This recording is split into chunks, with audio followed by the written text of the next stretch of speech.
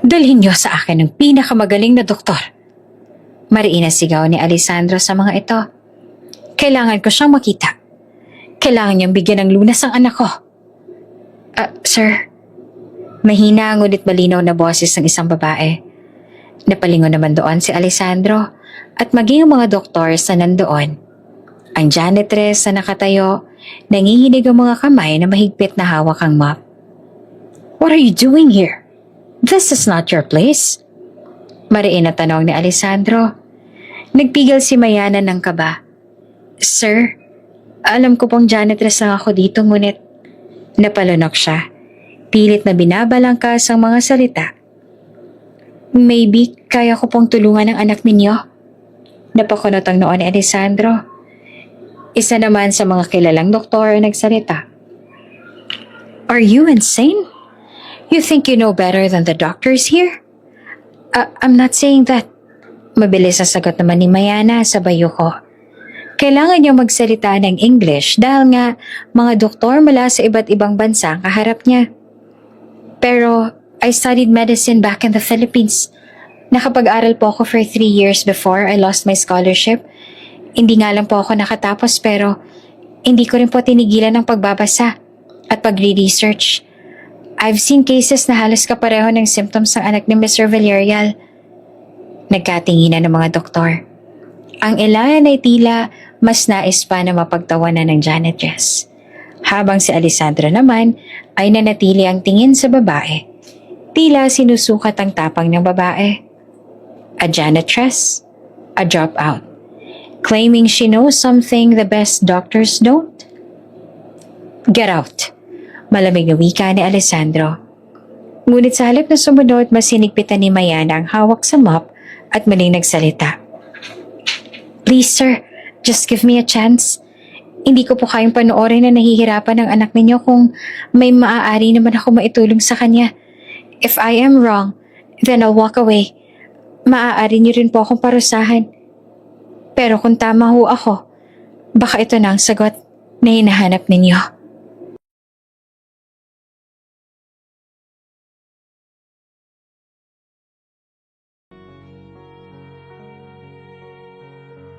Mula sa malawak na bintana ng isang skyscraper sa downtown New York, nakatayo doon si Alessandro Villarreal, isang kilalang negosyante na kilala sa larangan ng teknolohiya at investments.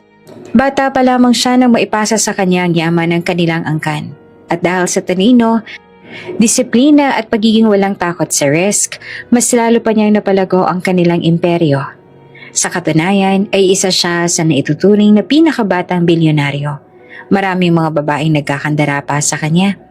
Maraming mga nagnanais na makuha ang kanyang puso at atensyon, lalo na nung mawala ang kanyang asawa dahil sa isang malubhang sakit. Ngunit kasabay ng tagumpay ay ang pagkakaroon ng malamig na personalidad.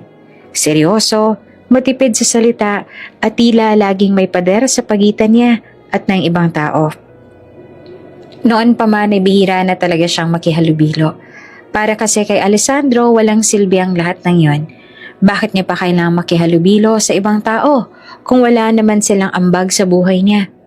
Kung kaya niya namang mag-survive, then walang dahilan para makifit in siya sa iba.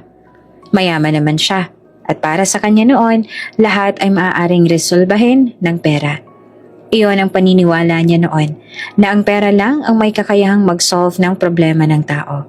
Pero sa kabila ng lahat ng iyon, napatunayan niya na mayroong bagay na hindi kayang ayusin ng pera niya. At iyon ay ang kalagayan ng kanyang anak. Si Hope, 5 taong gulang, ang tanging liwanag sa mundo ni Alessandro.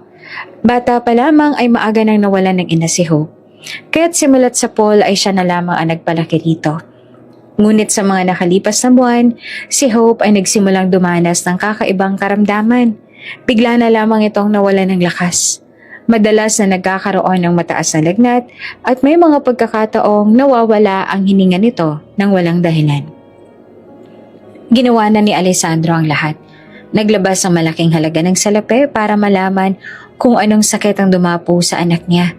Lahat ng kilalang ospital sa New York, lahat ng pinakamagaling na doktor sa Amerika, at kahit mga espesyalista mula sa Europa ay dinala niya na. Ngunit iisa lang ang kanilang sinasabi. We don't know what this is yet. The tests are inconclusive. Walang makapagbigay ng malinaw na sagot. Walang makapagbigay ng lunas. Anak, bulong niya. Pilit na nilalabanan ng pamibigat ng dibdib. Hinaplos niya ang buhok ng bata na ngayon nakakapit lamang sa manipis na hibla ng buhay. Lalaban tayo, okay? Hindi kita susukuan. Wala siyang marinig na sagot kundi ang mahina at tuloy-tuloy na tunog ng makina. Sa labas ng silid, abala ang mga doktor at nurse. Nagsusulat, nagtatalo at tila ba wala pa ring sagot ang sino mang nakakaalam. Malamig ang hangin sa loob ng private room ni Hope sa pinakamahal na ospital sa Manhattan. Nakahiga lang ang bata, payat at maputla, ngunit nananatiling nakangiti tuwing papasok ang ama nito. Hawak-hawak nito ang isang stuffed bunny na binili pa ni Alessandro mula sa France. Daddy, mahina nitong sabit. Can we go home na? I don't like it here.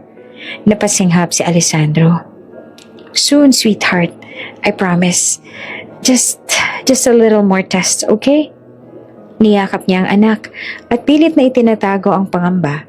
Sa kabila ng milyong-milyong gastos, wala pa rin kasiguraduhan. Paglabas niya ng silid, sinalubong siya ng grupo ng mga doktor. Lahat kilala at may mataas na pangalan sa medisina. May ilan pang propesor mula sa Harvard at Johns Hopkins. Mr. Villarreal, wika ng isang doktor, we have run every possible test. We did genetic panels, full body scans, experimental screenings. And, malamig ngunit matalim ang tono ni Alessandro, we can't determine the cause. It could be an unknown autoimmune disorder or something extremely rare. We need more time. Naglalagablab ang mga mata ni Alessandro. Mariin niyang sinapo ang sentido at halos pasabog ang boses. Time? Time? My daughter doesn't have the luxury of time. Do you realize how much I've already given you people? Billions. And yet you can't even give me a name of her sickness? Tahimik ang buong hallway. Walang gustong kumibo. Isa sa mga head doctors ang sumagot.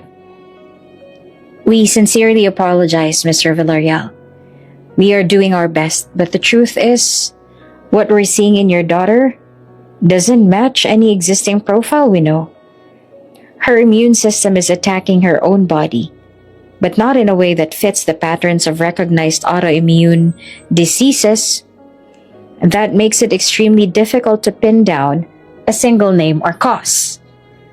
Lalo lamang na-frustrate si Alessandro. Hindi niya na alam kung paano ang gagawin niya. Ang tanging nasa isip na lamang niya ay hindi niya kaya kung mawawala ang anak niya sa kanya dahil ito na lamang ang meron siya. Wala na siyang pakialam sa yaman dahil ang tanging yaman na pinakamahalaga kay Alessandro ay ang anak niya. Kaya kahit ano pang paraan, kahit gaano pang kahirap, gagawin niya. Mapanatili lamang sa tabi niya ang kanyang anak. Lumipas ang mga araw at linggo at walang tigil ang mga doktor at researchers na alamin kung anong sakit ang dumapo kay Hope at kung paano itong malulunasan. Subalit lahat sila ay nananatiling bigo. Ang nangyari sa anak ni Alessandro ay naging malaking usapin na sa iba't ibang bansa. Lalo pat nagbigay din sa Alessandro ng malaking pagbuya sa kung sino man ang makakapagbigay ng lunas sa kanyang anak. Maraming mga nagnanais sumubok. Subalit batid din nila na napakahirap dahil kahit ang magagaling na espesyalista at mga researchers ay hirap din itong matukoy. Sa kabila noon, hindi nawala ng pag-asa ang mag-ama. Si Hope ay nais mabuhay ng matagal upang makasama ang ama, habang si Alessandro ay hindi naman hahayaan na mawala sa kanya dahil ito na lamang ang yaman na pinaka-iingat-ingatan niya. Hanggang ngayon, wala pa rin ba kayong malinaw na diagnosis sa anak ko? Galit na sabi ni Alessandro habang ang mga doktor ay nakayukong tila mga batang napagalitan. Mr. Villarreal, maingat ang sabi ng isa. We've already run multiple tests, MRI, CT scan, even genetic panels. But the symptoms still doesn't match any known case we've studied. Humugot ito ng hininga. bago nagpatuloy. We're doing everything we can, but right now, we still don't know what's causing it. Nagsalubong ang kilay ni Alessandro. You're telling me that in the most advanced hospital in the United States, with the most expensive facilities, wala pa rin kayong sagot? Are you kidding me? Tahimik ang buong silid. Walang gustong sumagot, sapagkat alam nilang lahat kung sino ang kaharap nila. Si Alessandro Villarreal, isang lalaking may kapangyarihan na kaya silang paalisin sa trabaho sa isang iglap. Ngunit higit doon, alam nilang desperado siyang ama na handang gawin ang lahat para sa anak. Tumayo si Alessandro. Mariing hinampas ang mahabang lamesa. Gawin niyo ang lahat ng paraan. Kailangan niyong mapagaling ang anak ko. Mariing niyang sigaw at umaalingaw-ngaw ito sa buong conference room. Ngunit sa halip na mabilis na pagkilos, namutla ang lahat. Ang ilan ay nagkatinginan, ang iba naman ay napayuko. Walang gustong magsalita. Habang nagmamadali palabas ang mga doktor upang maghanap ng paraan, nanatiling nakaupo sa gilid ng hallway ang isang babae. Suot nito ang lumang uniform ng janitress. May bahid ng pagod ang mukha at halatang ilang oras na siyang nagtatrabaho. Subalit sa mga mata nito, hindi pagod ang nangingibabaw, kundi pag-aalala. Siya, si Mayana Alcantara, isang Pilipinang nagtatrabaho bilang caregiver at janitress sa ospital. Tahimik siyang nakamasid sa bawat paglabas-masok ng mga nurse sa silid ng bata. Sa mga nakaraang buwan, siya ang madalas na naglilinis at nag-aalaga roon. At sa hindi inaasahang pagkakataon, napalapit siya sa bata. Siya ang madalas itong kinakausap. Siya ang nagdadala ng mga simpleng laruan o kwento mula sa labas para mapangiti ang munting pasyente. Hindi kasi maaaring lumabas ang silid ng bata dahil lalo lamang nalalala ang kalagayan nito kapag nalanghap ang hangin sa labas. Sa tuwing siya naman ay naglilinis sa silid ng bata, kailangan nakasuot siya ng angkop na kasuotan. At madalas, bawal ang anumang physical contact sa batang iyon. Sa tuwing naririnig niya ang galit at desperado na tinig ng bata, hindi niya maiiwasang mapagkagat-labi. Walang gamot, wala raw alam. Bulong ng kanyang isip. Pero sa loob-loob niya, may naaalala siyang nabasa. May koneksyon sa mga sintomas ng bata. Kung totoo ang hinala ko, mahina niyang sabi sa sarili. Baka may paraan. Ilang sandali pa ay bumalik si Alessandro sa silid ng anak. Napaupo siya sa tabi ng kama. Nakayuko at tila walang ibang tao sa paligid kundi sila lang dalawa. Paano kung mawala siya sa akin? Ano na lang ang gagawin ko? Tanong niya sa sarili na hindi niya kayang bigkasin ng malakas. Ayaw ni Alessandro na makita ng anak ang emosyon sa kanyang mukha. Kung paano'y unti-unti na rin siyang nawawalan ng pag-asa. Alam kasi ni Alessandro na kapag makita siya ng anak na ganon, lalo itong masasaktan at panghihinaan ng loob. Kaya makalipas ng ilang sandali, lumabas na si Alessandro ng silid. Tinanggal ang suot na mask at napasandal sa pinto. Mariin din siyang napapikit dahil labis na siyang pinanghinaan. Bukod pa raw roon ay pagod na ang kanyang katawan dahil ilang araw na siyang walang tulog. Dumalumuli si Alessandro sa conference dahil tinatalakay doon ang kung anumang maaaring cause at sakit ng kanyang anak. Ngunit katulad lang na nagdaan, wala pa ring malinaw na sagot. Dalhin niyo sa akin ang pinakamagaling na doktor. Mariin na sigaw ni Alessandro sa mga ito. Kailangan ko siyang makita. Kailangan niyang bigyan ng lunas ang anak ko. Sir, mahina ngunit malinaw na boses ng babae. Napalingon doon si Alessandro, maging ang mga doctors. Nandoon ang janitress. Nakatayo at nanginginig ang mga kamay na mahigpit na hawak ang mop. What are you doing here? This is not your place. Mariin na tanong ni Alessandro. Nagpigil si Mayana ng kaba.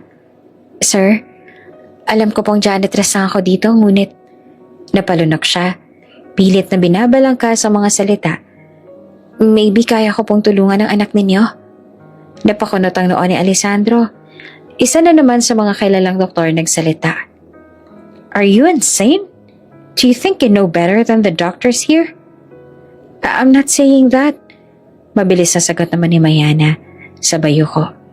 Kailangan niya magsalita ng Ingles dahil mga doktor mula sa iba't ibang bansa ang kaharap niya. Pero I studied medicine back in the Philippines. Nakapag-aral po ako 3 years before I lost my scholarship. Hindi ko natapos pero hindi ko rin tinigilan ang pagbabasa at pagre-research. I've seen cases na halos kapareho ng symptoms ng anak ni Mr. Villarreal. Nagkatinginan ng mga doktor. Ang ilan ay tila nais pa na pagtawanan ng janitress, habang si Alessandro naman ay nananatili ang tingin sa babae. Tila sinusukat ang tapang ng babae. A janitress. A dropout. Claiming she knows something the best doctors don't. Get out. Malamig na wika ni Alessandro. Ngunit sa halip na sumunod, masinigpitan ni Mayana ang hawak sa mop at mali nagsalita. Please sir, just give me a chance. Hindi ko po kayang panoorin na nahihirapan ng anak ninyo kung may maaari naman ako maitulong sa kanya. If I'm wrong, then I'll walk away. Maaari niyo rin po akong parusahan. Pero kung tama po ako, baka ito na ang sagot sa hinahanap ninyo. Napatiting muli si Alessandra sa babae. Sa unang pagkakataon, hindi niya nakita ang isang janitress sa harap niya. Nakita niya sa babae ang determinasyon na wala pa man siyang nakitang katulad. Kahit sa mga doktor ay hindi niya nakita iyon. Determinasyon na kapareho ng nararamdaman niya para sa anak. Hindi siya sumagot agad, ngunit sa loob-loob niya, isang tanong ang umusbong. Paano kung siya nga ang sagot? Nakatayo pa rin si Mayana sa harap. Hawak pa rin ang mop, nanginginig ang mga daliri, at tila naririnig na ng lahat ang bawat tibok ng kanyang puso. Sa harap niya, seryoso pa rin ang ekspresyon ng bilyonaryo. Ang malalamig na tingin nito ay kayang magpayanig ng sino mang tao. Sir, muling bulong ni Mayana. Please, give me one chance. Sandaling katahimikan ang bumalot sa kanila. Pero bago pa man makapagsalita si Alessandro, muling nagsalita ang isang doktor na walang balak bigyan ng pansin ng janitress na para sa kanila ay isang malaking patawa. Mr. Villarreal, we need to discuss the next steps with you. We are suggesting another round of tests. Napatingin si Alessandro sa nagsasalita at saka muling tumingin sa janitress. Another round of tests? Ilang beses na ba? Ilang milyon na ba ang nagastos? Wala na siyang tiwala sa paulit-ulit na sagot na wala ring patutunguhan. Miss, wika ng secretary ni Alessandro na lumapit sa janitress. Sasamahan na kita sa labas. Lumungkot naman ang mga mata ni Mayana dahil akala niya ay hindi siya bibigyan ng chance na makatulong man lang sa batang yon. One chance. May diin pa na sabi ni Alessandro na ikinabigla ng lahat na naroroon. One. If you fail me, katulad niya ng sinabi mo, paparusahan kita.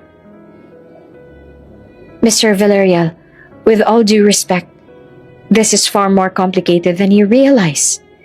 We're dealing with a case that appears to be a new autoimmune disease, something not yet documented in any medical journal.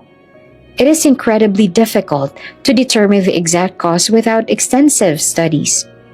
We are consulting with immunologists and geneticists, people who've spent their lives in this field. But allowing her? Tiningnan nito si Mayana na bakas pa rin ang gulat sa mukha. At base sa tingin ng Amerikanong doktor na yon, ay minamaliit nito ang kakayahan niya dahil isa lamang siyang janitress. A janitress to meddle in this process? She has no medical training, no qualifications. She cannot possibly offer anything to value here. Sumang-ayon ang iba pang nasa loob ng conference room.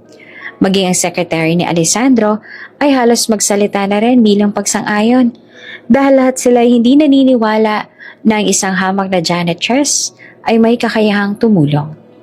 Tanging si Mayana lang tiwala sa kanyang sarili. Sa loob ng silid na yon, ganon din naman si Alessandro, ngunit hindi maitatanggi na may pagdududa ito. Enough! Malakas na sabi ni Alessandro na ikinatigil ng lahat doon. You speak of specialists, journals, decades of study, yet you stand before me with nothing? Nothing. You cannot even give me a name for my daughter's sickness. And you dare dismiss the one person willing to try? Whether she is a janitress or a queen is irrelevant.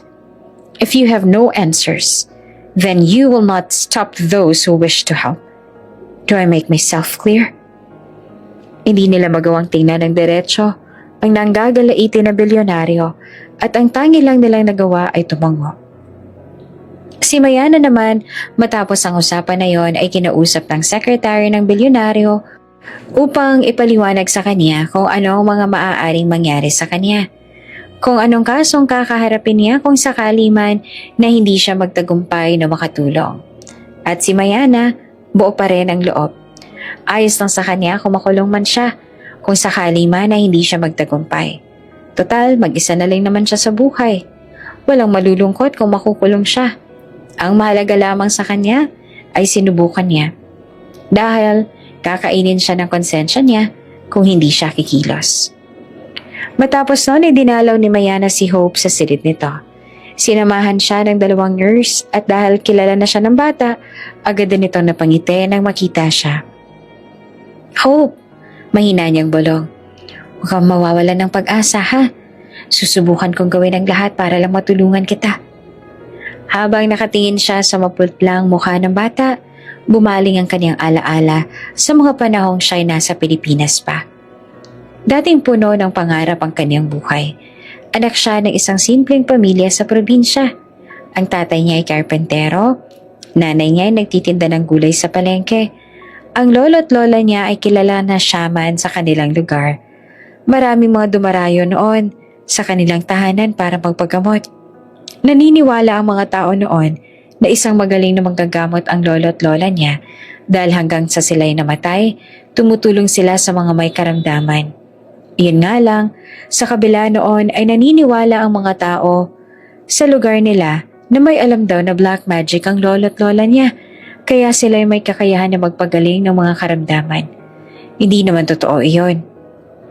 Subalit dahil lahat ng tao ay may sariling isip at paniniwala, kahit sabihin nila ang totoo na wala iyong katotohanan, di naman sila maniniwala, lalo pat hindi naman tayo ang may kontrol sa isip ng ibang tao. Kung kaya naman, noong nagkasakit ang ina ni Mayana, inisip ng mga tao noon na karma raw ito niyon sa ginawa ng mga magulang nang sila'y nabubuhay pa. Ang sakit na iyon ay naging sanhi ng pagkawala ng kanyang ina at hindi nagtagal, nasundan ng pagkaaksidente ng kanyang ama na naging sanhi rin ng kamatayan nito. Karma, iyon ang sabi ng iba. Bata pa lamang si Mayana, alam niya nang gusto niyang maging doktor. Gusto niyang makatulong, makapaggamot, ngunit sa paraan na di katulad ng lolo at lola niya. Lagi siyang nakikita ng kanyang mga guro na nagbabasa ng libro, nagsusulat ng notes at nagsasanay ng pagsusuri kahit wala pang tunay na pasyente. Pinalad siyang makapasok noon sa isang kilalang universidad sa Maynila. Sa tulong ng scholarship nakapag-aral siya ng medicine. 3 taon siyang nagsumikap, laging nasa library, laging top sa klase, laging porsigido. Pero isang trahedya ang dumating. Isang araw, nakatanggap siya ng sulat mula sa Scholarship Foundation. Terminated. Wala ng pondo, wala ng suporta. Sinubukan niyang humingi ng tulong, pero sadyang wala na. Unti-unti siyang nalugmok hanggang sa napilitan siyang huminto. Mayana, iyak ng kanyang tiyahin na siyang nag-alaga sa kanya noon. Maghahanap tayo ng paraan. Hindi pwedeng tumigil ka sa pag-aaral. Alam namin kung gaano mong kagusto ito. Pero sa isip niya, isa lang ang paraan. Kailangan niyang magtrabaho. Kaya nang alukin siya ng kamag-anak na nasa Amerika na magtrabaho bilang caregiver, pumayag siya. Doon ay pinagsabay niya ang pagiging caregiver at janitress sa ospital. Mahirap. Nakakawala ng pag-asa minsan, pero tiniis niya. Dahil alam niyang sa bawat perang naiipon, isang hakbang ulit iyon papalapit sa pangarap na makabalik sa medisina. At dito sa ospital na to, nakilala niya si Hope. Nagulat siya noong una dahil marunong magtagalog ang batang babae. Hindi kasi salata sa itsura nito at ng ama nito. May lahing banyaga rin kasi ang mag-ama. Labis ang tuwa ni Hope noong malaman niya na nakakapagsalita ito ng Tagalog kasi paborito raw nito ang wikang iyon. Iyon nga lamang dahil sa sakit nito, kailangan itong dalhin dito. Manatili sa ospital at mawala ng pagkakataon para makihalubilo sa ibang mga tao. Siya ang madalas itong nakakausap at nakakapagturo din siya dito ng iba pang Tagalog words. Noong una, simpleng pagbati lang tuwing naglilinis siya sa silid hanggang sa naglaon ay naging maikling kwentuhan na rin. Mula noon, naging parte na siya ng araw ni Hope. Kapag naglilinis siya, nagkukwento ang bata ng mga paborito nitong cartoons, ng mga laruan na gusto nito at ng pangarap nitong maging nurse balang araw. Sa bawat hinga at ubo ng bata, natututo siyang basahin ang mga sintomas nito. Nagsimula siyang mag-research muli. Binabalikan ang mga librong binabasa sa library. Nakahanap siya ng mga journal online. Nagbabayad kahit kaunti mula sa kanyang ipon para lang makakuha ng impormasyon. Hanggang sa mapansin niya ang kakaibang kombinasyon ng sintomas ni Hope. Bigla ang lagnat, panghina ng kalamnan, irregular na tibok ng puso, panghihina ng mga buto at marami pang sintomas. Hindi ito simpleng sakit lang. Sa kanyang isip, may mga posibilidad na hindi pa tinutukoy ng mga doktor. Kinabukasan, tinipon ni Alessandro ang mga doktor. Kasama si Mayana, nakatayo siya sa gilid habang nagsisimula ang diskusyon. Sir, we're planning a more invasive procedure to check if this is an autoimmune disease, sabi ng head doctor. Bago pa man makasagot si Alessandro, sumabat na si Mayana. Excuse me, Doc, but with all due respect, is it not too risky if hindi pa malinaw ang basihan ninyo? Lahat ng matay agad na napunta sa kanya. And who are you again? Malamig na tanaw ng head doctor. Janitress po ako dito, but I studied medicine in the Philippines for 3 years. Mahina ngunit diretso niyang sagot. Nagtawanan ng ilan. A janitress? Are you seriously letting her in this meeting, Mr. Villarreal? Napatingin kay Alessandro ang lahat. Karamihan sa kanila ay wala sa meeting kahapon, kaya hindi nila alam ang tungkol kay Mayana. Ngunit nanatili itong tahimik. Nakatitig lamang kay Mayana, sinusukat ang bawat salita niya. I've been observing Hope's symptoms closely. Patuloy pa ni Mayana. Walang pakialam sa mga bata ng iba. May nabasa akong case similar to this. It's a rare metabolic disorder. Ang sintomas, halos kapareho. Weakness, irregular heartbeat, unexplained fever. Kung itetest niya siya for an autoimmune disease, masyadong invasive. So why not start with enzyme and metabolic tests first? Tahimik ang lahat. Ridiculous, bulong ng isang doktor. Pero nagsalita si Alessandro. Do it. Nagulat ang lahat, lalo na si Mayana. Sir, with all due respect, protesta naman ng isang doktor. I said do it. Mariin ang tono ni Alessandro. Run the tests she suggested. Now. Pagkatapos ng pagpupulong, lumapit si Alessandro kay Mayana. You better be right. Malamig nitong sabi.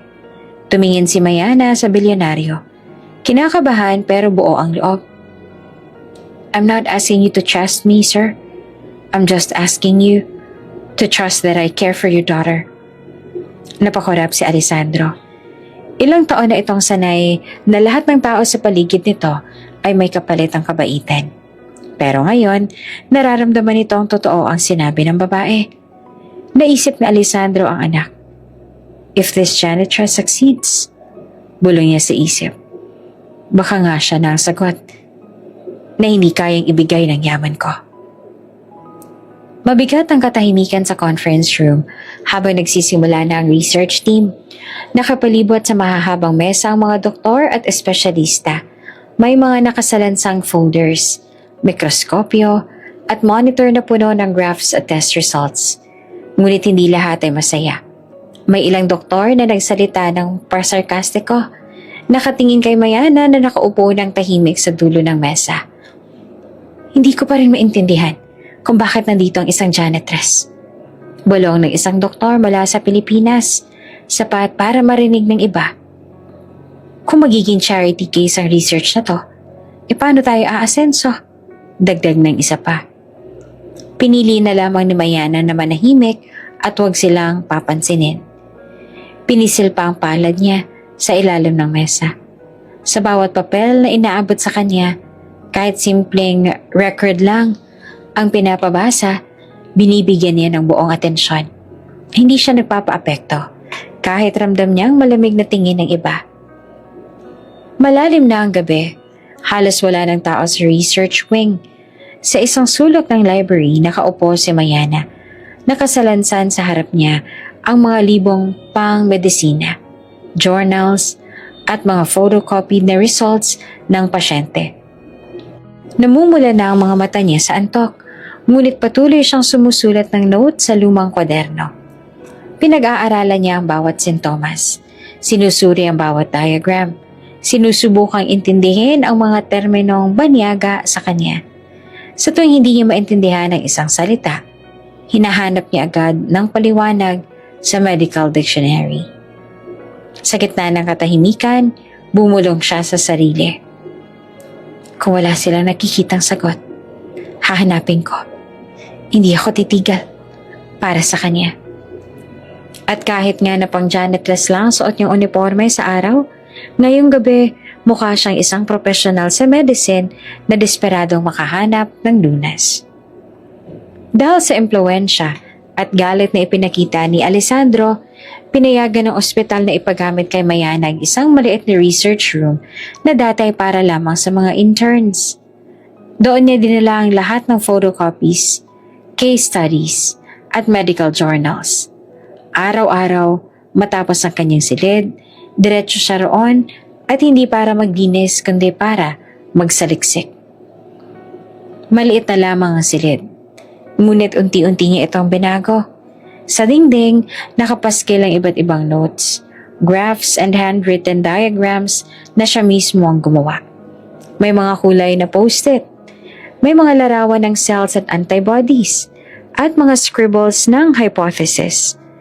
Ang dating walang lamang board, ngayon ay puno na ng mahahabang koneksyon at arrows, parang mismong utak ni Mayana na ibinubuhos niya sa pisara. Tahimik ang pasilyo ng ospital. Dumaan si Alessandro upang silipin ang mga late-night progress reports ng mga doktor. Habang naglalakad, napansin niyang bukas ang ilaw mula sa isang silid na dapat ay nakasara na. Lumapit siya at nakita niya roon si Mayana. Marahang pinihit na Alessandro ang doorknob at dahan-dahang binuksan ang pinto. Sa loob ay abala si Mayana. Hindi niya namalayang may nakatingin pala sa kanya. Hawak niya ang marker at sinusulat niya sa board habang nagsasalita ng mahina. Para bang pinapaliwanag sa sarili ang bawat punto. If it really is an autoimmune disease, then the body is producing antibodies that mistake our cells as enemies. But the attack pattern doesn't match lupus or multiple sclerosis or even Hashimoto's. It's irregular. Almost like the autoimmune system is creating a new pathway. Baka sa mukha ni Mayana kung gaano siyang kaseryoso, na wala na siyang pakialam sa paligid, kundi ang pinag-aralan niya lamang.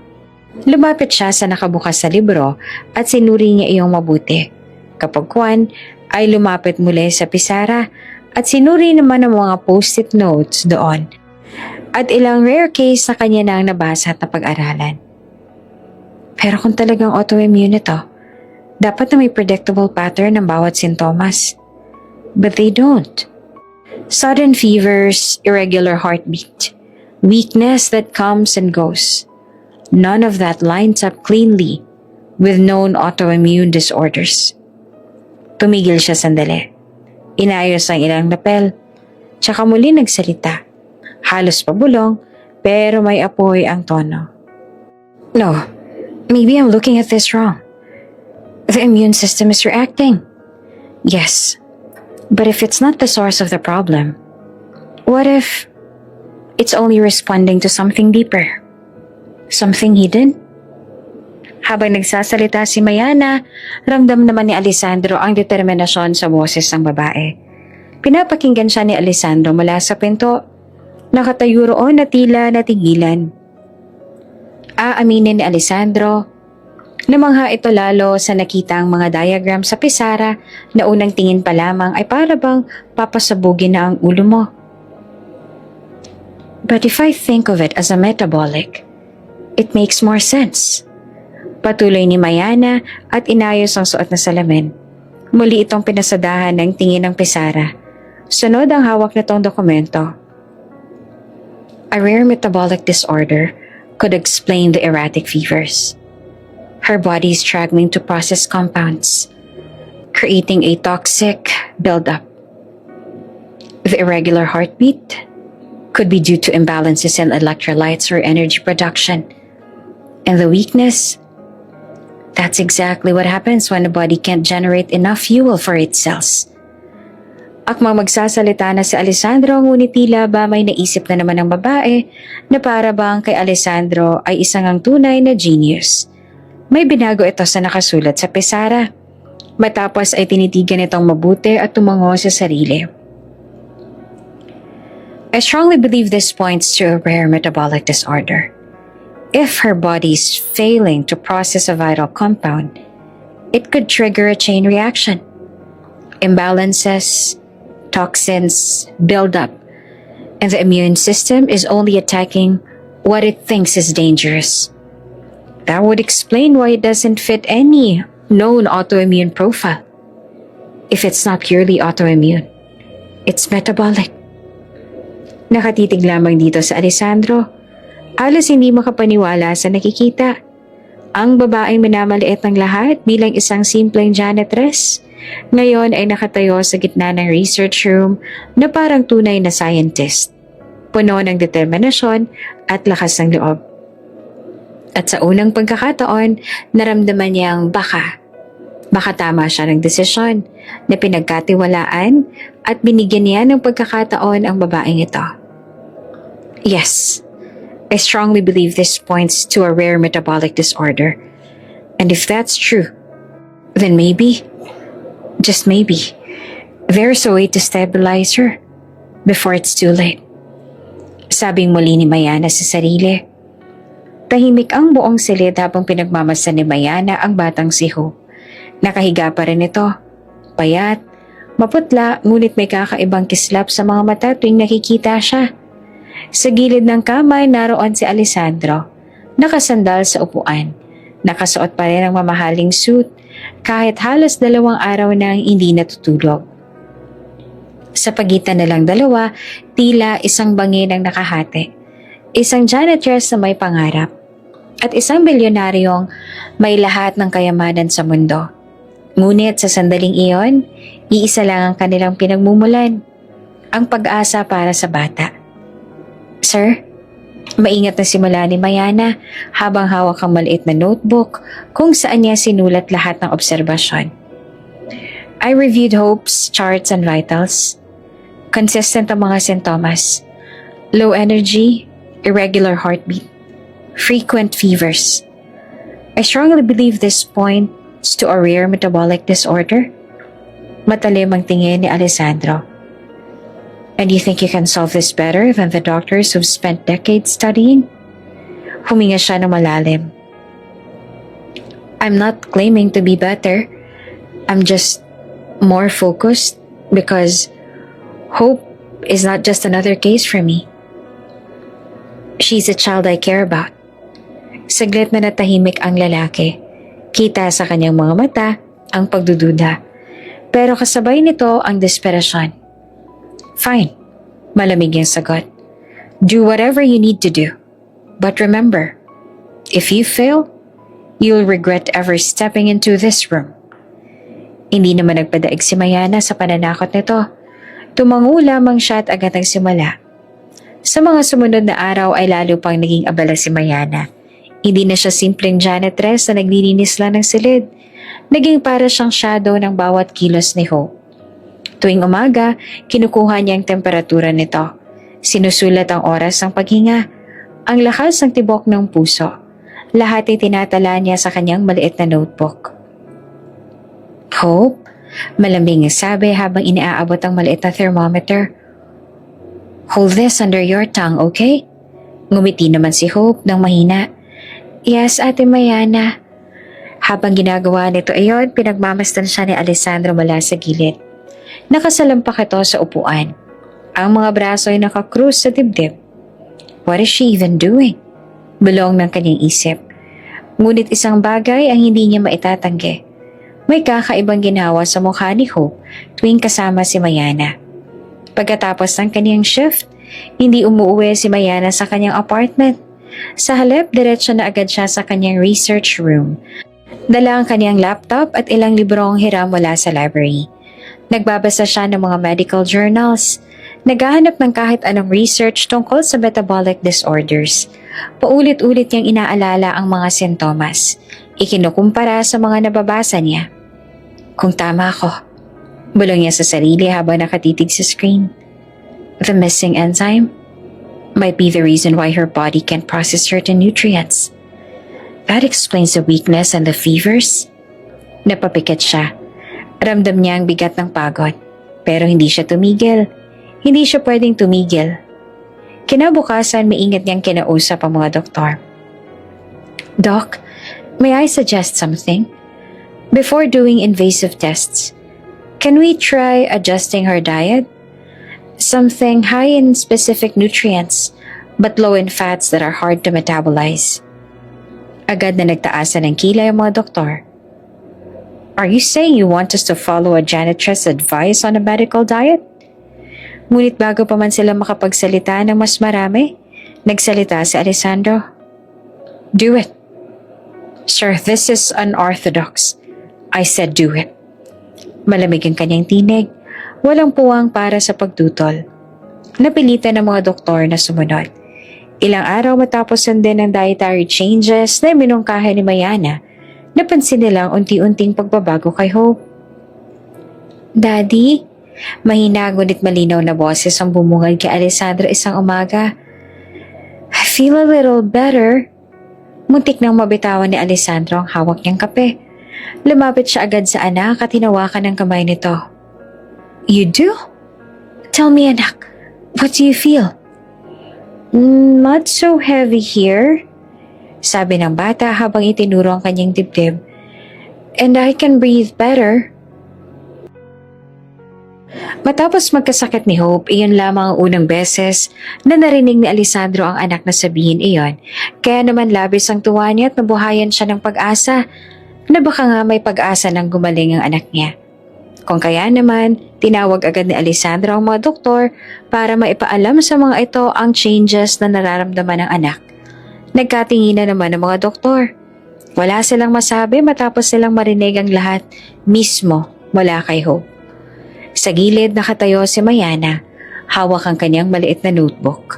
Mahigpit ang kapit niya dito. Para bang iyon na lamang ang nakapagpapakalma sa kanya. Nang tumingin si Alessandro sa kanya, saglit niyang iniwas ang tingin. Pero sa loob-loob niya, tumalon ang kanyang puso. It's working. Gumagana ang plano niya. Sa bawat araw na lumilipas, mas lalong napansin ni Alessandro ang kakaibang paraan ng pag-aalaga ni Mayana sa anak. Hindi lang ito basta nag-uobserba.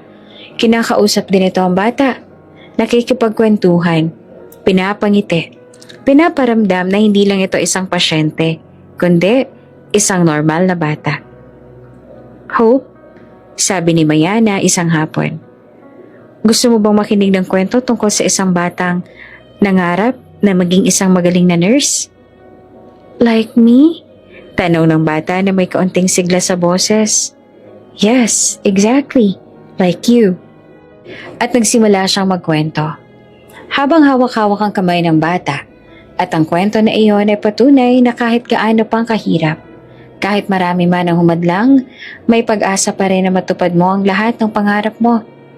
Mula sa gilid ng pinagmamasdan sila ni Alessandro, sanay siyang nakikita ang anak na malungkot. Walang gana, parang nawawala ng kulay ang mundo. Pero ngayon, kahit kaunti, may liwanag na sa mga mata nito. At ang liwanag na iyon, si Mayana ang dahilan. Could she really be the answer? Tanong niya sa isip. Ngunit hindi pa rin lubos na kumbinsido si Alessandro. Isang gabi, kinausap niya si Mayana matapos itong ayusin ang mga notes. You think you're making progress? Malamig yung sabi. But what if this is temporary? What if you're wrong? And I let my daughter hope for nothing? Tumingin si Mayana sa kanya. Hindi siya umatras sa malamig na titig ng lalaki. Then I'll take responsibility. But right now, can you honestly tell me na mas okay ang anak ninyo bago ko simulan ng mga changes na to? Napatahimik si Alessandro. You don't have to believe in me, sir. Patuloy pa ni Mayana. Just believe in the results. At iniwan siya nitong tahimik. Nakatitig sa papalayo nitong likod. Lumipas ang ilang linggo at mas lalong lumakas si Hope. Nakakaya na nitong umupo ng matagal, nakapakatawa, at kahit papaano ay bumalik ang kulay sa kanyang pisngi. Daddy, look! Masayang sigaw ni Hope habang pinapakita ang laruan niyang Barbie. I can hold it now without feeling tired. Hindi napigilan ni Alessandro mapangiti. Ang unang tunay na ngiti matapos ang ilang buwan. Nang tumingin siya kay Mayana ay nandun ito sa gilid. Tahimik lang na nakamasid. Para bang sabat na sa kanya na makita ang batang masaya. Sa sandaling iyon, isang bagay ang tumama kay Alessandro. This woman is not just helping my son. She's saving him. Nakaupo si Alessandro sa tabi ng kama ng anak. Hawak ang maliit na kamay nito. Katatapos lamang ng check-up at muling napatunayan. Unti-unti nang lumalakas si Hope. Sa unang pagkakataon, hindi na ganong kabigat ang kanyang dibdib. Pero, hindi rin niya maikakailang katotohanan. Isang simpleng janitress ang nakahanap ng paraan na hindi nakita ng mga pinakamagaling na doktor sa Amerika. Pinagmasdan niya si Mayana na nakaupo sa gilid. Nakayuko habang nagsusulat sa kanyang maliit na notebook. Maliwanag ang ilang ilaw ng silid, ngunit tila ba may sariling liwanag ang babae. She's not just a janitress, bulong niya sa isip. She's something else. Lumipas ang mga araw at linggo at mas lalong lumalim ang pagsusumikap ni Mayana. Ang silid na ibinigay sa kanya ay unti-unti nang naging parang maliit na research hub. Sa umpisa pinagtatawanan pa rin siya ng ilan. Ngunit nang nagsimula siyang magpaliwanag gamit ang simpleng salita na kahit mga nurse ay nakakaintindi, nagsimulang magbago ang tingin ng ilan. Lalo pa silang namangha dahil sa saksi silang lahat kung gaanong kalaking improvements ang kalagayan ni Hope. Para makapag-focus din siya sa kanyang research, ay hindi na muna siya pinapasok sa kanyang trabaho bilang janitress. Iyon ay ayon din sa utos ni Alessandro na nagbigay sa kanya ng allowance. Ngayong araw nga ay meron na naman silang meeting. Pero this time, siya ang magbe-lead noon at kailangan niyang ipaliwanag sa kanila ang kanyang mga nalaman para mapag-aralan din nila ito ng mabuti. Nakatayo si Mayana sa dulo ng mahabang na mesa. May hawak siyang marker at notes kung nasaan nakasulat ang lahat ng mga pinag-aralan niya. Around her were doctors, researchers, and Alessandro himself, listening intently. Tahimik ang silid hanggang sa magsalita si Mayana. The irregular fevers, the sudden cardiac arrhythmia, the muscle weakness, these are not random. They are all connected to one thing, her metabolism. Specifically how her body fails to process certain compounds, which then triggers a cascade of reactions that confuse the immune system. That's why we first thought it was an autoimmune, but it isn't. The immune response is secondary. Biniligo niya ang salitang metabolic disorder sa board. If we stabilize her metabolism, then we can control the chain reaction. And if we control the chain reaction, we give her body the chance to heal. For a moment, tahimik ang silid. Ilang doktor ang nagkatinginan. Hindi sila makapaniwala sa narinig nila. Mula sa isang tao ay dati tinitingnan lamang nila bilang tagalinis ng ospital. Isa sa mga senior specialists ay napabulong. She speaks with more clarity than most of us. Nang dahil doon ay natuto rin ng ibang profesional na irespeto si Mayana. Kasi kahit pamasakit man sa kanilang ego na sabihin ito, mas magaling nga sa kanila ang janitress dahil ito lang nakasagot sa misteryosong sakit ng anak ng bilyonaryo.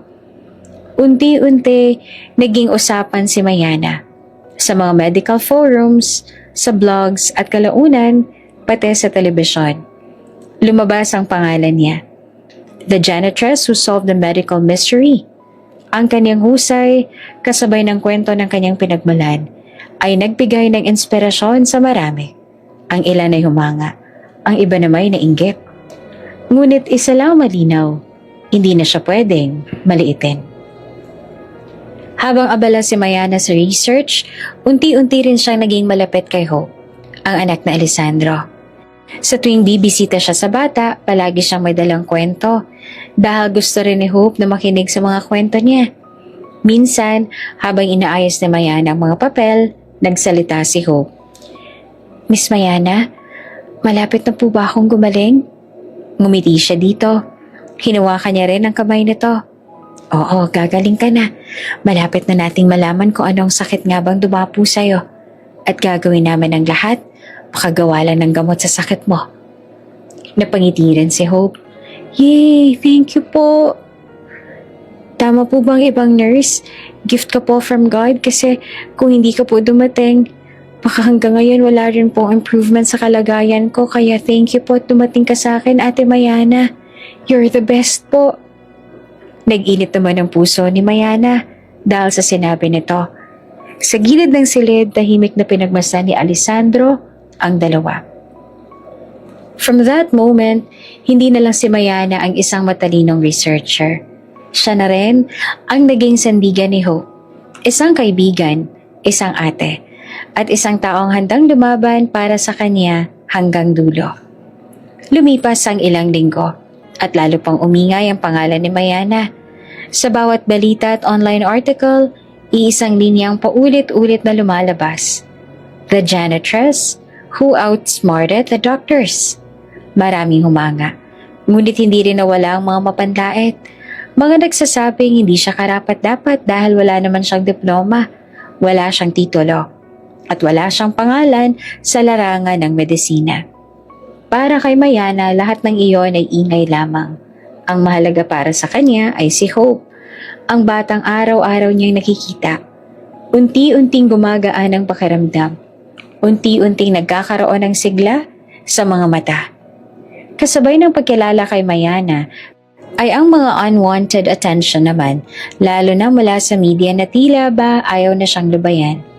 Maraming mga nagnanais na malaman ang buhay niya. Katatapos lamang ng isang mahabang araw ng research, bitbit ang kanyang lumang bag, tahimik na lumabas si Mayana mula sa ospital. Wala siyang ideya na sa labas ay may nakapilang mga sasakyan ng media. Nang makita siyang lumabas, agad na sumiklab ang mga flash ng kamera. Miss Mayana! Miss Mayana!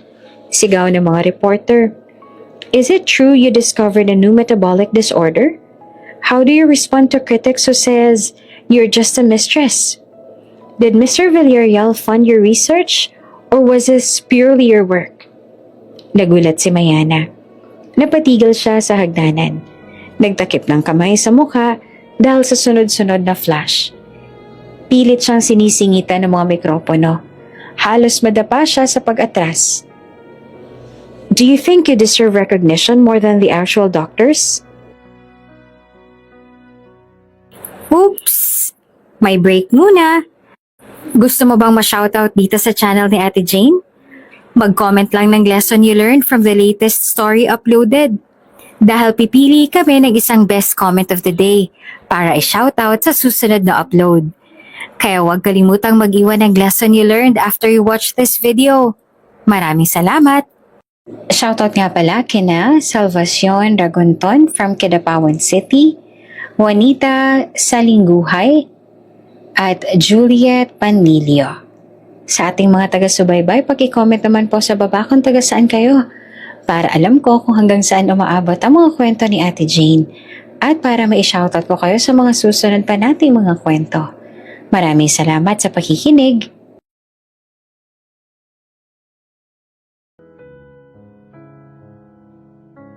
Maraming mga tanong ang binabato sa kanya at halos lahat ng iyon ay naging below the belt na.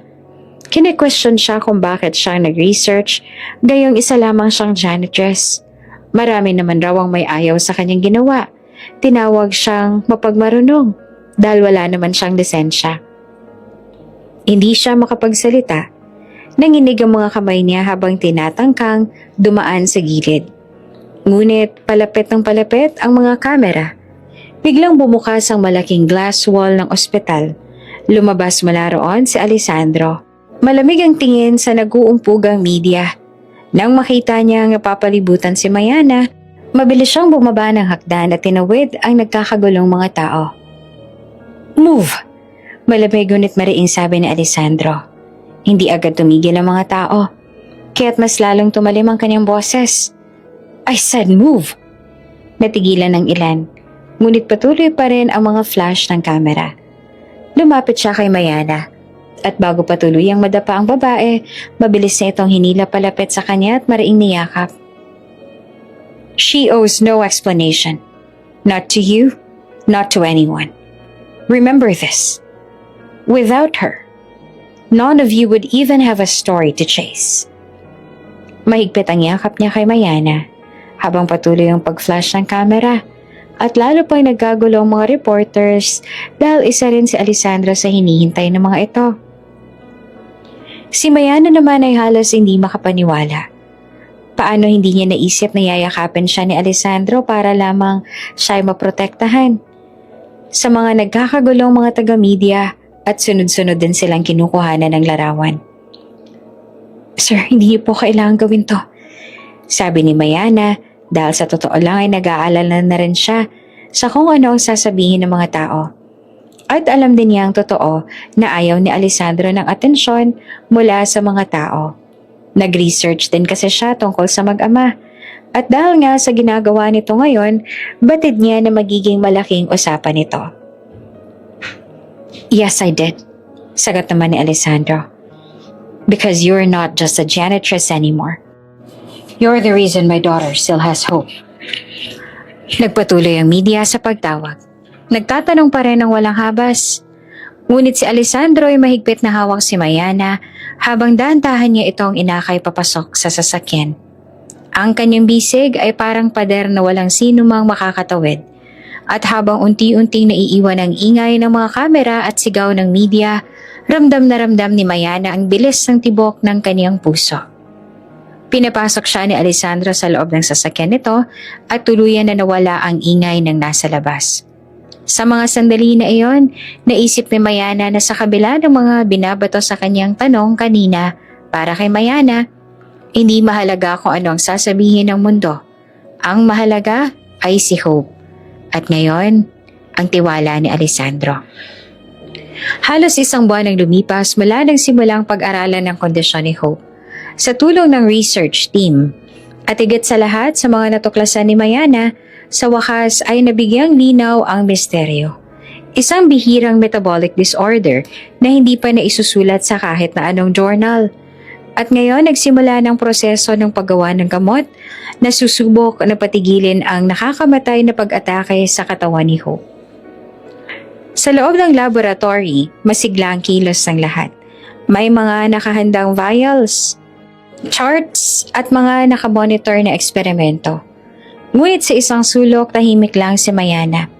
Nakatitig sa board na dati puno ng kanyang mga notes at sketches. Ngayon ay opisyal na ang dokumento ng research. Tahimik na lumapit si Alessandro, nakasuot ng simpleng coat. Wala nang malamig na titig ng isang negosyanteng sanay mag-utos. Sa halip, mababakas ang pagod. Ang bigat ng mga linggo ng pag-aalala at ang kakaibang ginhawang hatid ng bagong pag-asa. "Mayana?" Tawag nito. Napalingon ang babae at agad na tumayo. Medyo nagulat. "Sir?" Sandaling natigilan si Alessandro. Bago dahan-dahang umupo sa harap niya. Malalim ang hinga bago nagsalita. Thank you. Panimula nito kaya hindi agad nakapagsalita si Mayana. Dahan-dahan siyang muling naupo habang nakatitig pa rin sa lalaking kaharap na bakas ang labis na pasasalamat sa kanya. Thank you for everything. I'll be honest with you. When this started, I doubted you. And I thought you were nothing but desperate attempt. I couldn't understand why someone like you, a janitress, was even here among doctors and scientists. Pumikit siya sandali, hawak ang sentido bago nagpatuloy. But I was wrong. If not for you, my daughter would still be dying without a name for her sickness. You gave her a chance to fight. You gave me a reason to believe again. Napakagatlabi si Mayana. Hindi alam kung anong isasagot. Ngunit sa huli, nagsalita siya. Mahina ngunit tapat. Sa totoo lang po, hindi ko po ito ginagawa para sa recognition o kung anumang mababaw na dahilan. Batid ko naman kasi na makakabalik din ako sa pag-aaral kapag may sapat na akong ipon. Napalapit na po talaga sa akin ang anak ninyo. At sa tuwing nakikita ko siyang nahihirapan dahil sa sakit niya, nasasaktan at naaawa ko sa kanya dahil napakabata niya pa. Every time I saw hope, every time I heard her ask if she would get better, my conscience wouldn't allow me to stand by and do nothing. I only did what I could, what I knew. At sa totoo lang, malaki rin po ang pasasalamat ko sa inyo dahil binigyan niyo po ako ng chance na may mapatunayan. Hindi lamang sa ibang tao kundi sa aking sarili rin. Saglit na katahimikan ang bumalot. Tinitigan ni Alessandro si Mayana at sa unang pagkakataon, nakita niya hindi lamang ang isang babaeng may kakaibang talino kundi isang pusong handang mag-alay ng sarili para sa iba. Thank you, Mayana, for saving my daughter, for saving me. Bahagya namang umiti si Mayana, pinipigilan ng pagluha. Don't thank me yet, sir. We still have a long way to go. But I promise, I'll keep trying for hope. Sa kabilang silid, maririnig ang mahinang tawanan ni Hope habang kausap ang nurse. At sa sandaling iyon, parehong ramdam ni na Alessandro at Mayana ang isang bagay na mas malakas pa sa alinmang sakit, ang pag-asa. Isang linggo na ang lumipas mula nang ma-finalize ang formula ng experimental treatment. Walang tigil ang research team, lalo na si Mayana. Hindi na siya iniisip ang oras o ang sarili. Halos wala na siyang tulog. Minsan ay nakakatulog lamang siya sa mesa. May hawak pang ballpen o kung ano. Namumugto na rin ang kanyang mga mata. Nangingitim ang ilalim, ngunit hindi siya tumigil. Sa bawat test result, siya ang unang nagbabasa.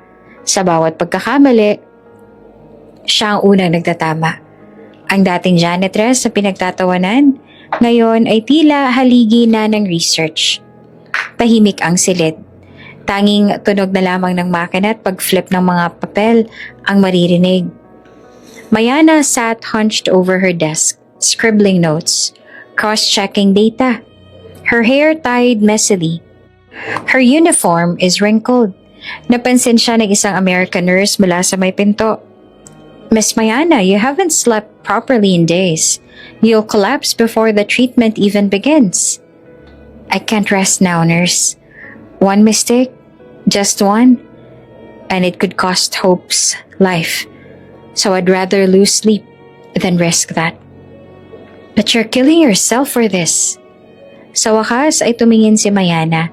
Pagod ang kanyang mga mata, ngunit matalim ang determinasyon. Then so be it. If it means she has a chance, I'll gladly pay the price. At ang usapan na yon ay narinig naman ng bilyonaryo na nakatayo sa may pinto. Nag-init ang puso at bahagyang napangiti. Tama nga ang kanyang anak. Biyaya nga itong si Mayana. Ito ang sagot sa lahat ng dalangin niya. Isang umaga, sa loob ng ICU treatment room, lahat ay nakasuot na ng protective gowns. Naroon ang mga doktor, ang research team, at si Alessandro na hawak ang kamay ng anak. Si Hope ay nakahiga naman sa kama. Nakatayo si Mayana sa paanan ng kama. Hawak ang mga notes at ang vial ng unang experimental dose. Nanginginig ang kamay ng ilan sa mga doktor. Ramdam ang tensyon. Ang unang injection, ang magpapakita kung tama ba ang lahat ng kanilang pinaghirapan.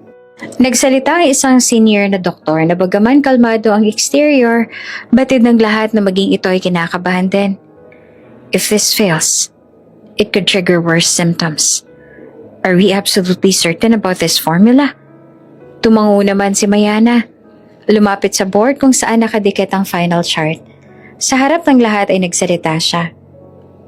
No one can ever be 100% certain. This is medicine.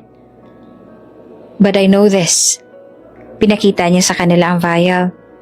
This is the result of every test, every sleepless night, every piece of data we poured into this. We did our best. And if there's even the smallest chance this will save her, then we take it. Tahimik ang lahat. Ang kaba sa kanilang mga mukha ay malinaw. Ngunit ang boses ni Mayana ay may kakaibang bigat.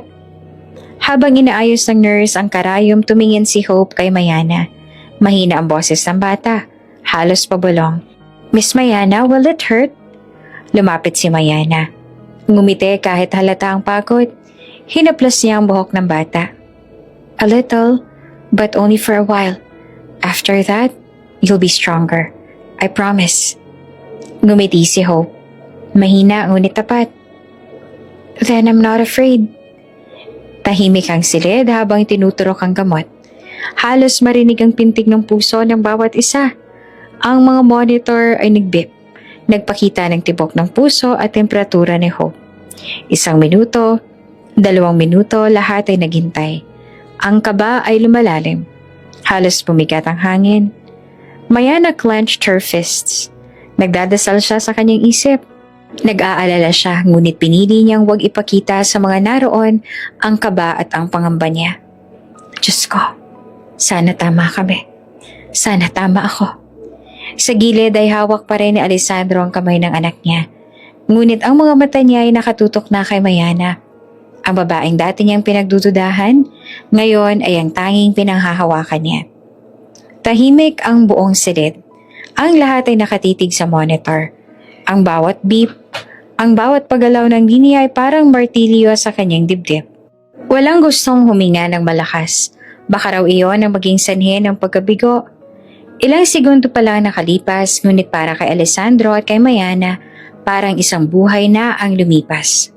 Her heartbeat. It's unstable. Wika ng isa pang senior doktor. Nagkatinginan ng mga doktor. Nagsimulang kabahan. May ilan ang kumilos, handang itigil ang procedure. We need to stop this before. Kaagad naman na nagsalita si Mayana. No, don't stop. Look at the pattern. It's not a failure. It's adjustment. Hindi niya ito ginawa dahil sa gusto niya na may patunayan. Gusto niya ipagpatuloy dahil alam niyang magiging matagumpay ang kanilang ginawa. Itinuro niya ang monitor, mabilis na nagsalita. Her metabolism is fighting to regulate itself. The spike is normal. It's the body trying to stabilize. Give her time. Nag-atubili ang mga doktor. Ngunit tumigil sila nang marinig ang boses ni Alessandro. You heard her. We wait. Maging si Alessandro ay nag-aalala rin. Ngunit sa mga sandaling iyon ay pinili ni Alessandro na maniwala. Hindi niya rin mawari, ngunit tila ba may kung anong bumubulong kay Alessandro. Nagpapalakas ng loob niya at nagsasabi na magtiwala lamang siya kay Mayana. Mabilis ang tibok ng puso ni Hope. Ang balat ng bata ay pinagpapawisan, tila nanghihina, namumutla na rin. Hinawakan ni Alessandro ang kamay ng anak, halos pumikit sa kaba. Stay with me anak, please. Pakiusap pa ni Alessandro na halos nagsusumamo na. Biglang napatingin si Mayana sa monitor. Ang linya na kanina'y pabago-bago, unti-unti nang nagsimulang maging steady. Bumagal ang pag-beep, naging mas maayos ang rhythm. Napasingap ang senior doctor. Her vitals are stabilizing. Halos sabay-sabay ang pagbuntong hininga ng lahat. Animoy nabunutan silang lahat ng tinik sa kanilang leeg. Ang pag-stabilize ng vitals ng bata ay patunay na wala ito sa panganib, na matagumpay ang gamot na kanilang nagawa. Mahina ngunit malinaw, dumilat si Hope. Tumingin ito kay Mayana, tsaka sa ama nito. Dahan-dahan gumuhit ang ngiti sa labi ni Hope, kasabay ng pagpatak ng luha sa mga mata nito. I feel lighter. Nang marinig iyon ay napaluha si Alessandro. Mariin niyang hinalikan ang likod ng kamay ng anak. Nagpapasalamat sa Diyos at sa tapang ng anak niya. Sabay tingin kay Mayana. Hindi siya makapagsalita. Ngunit malinaw ang lahat sa kanyang mga mata. Puno ng pasasalamat at pag-asa. She's responding. It's working. Nanginginig ang tinig ni Mayana na halos naiiyak na rin. At sa unang pagkakataon, matapos ang napakaraming linggo ng pagod at takot, nagkaroon ng liwanag sa dilim. Hindi pa tapos ang laban. Ngunit ngayon, may malinaw na pag-asa. I think it's working po. Mahinang muling sabi ni Hope. Maraming salamat po. Parang tumigil ang oras sa loob ng research facility. Ang mga monitor ay nagbigay ng malinaw na resulta.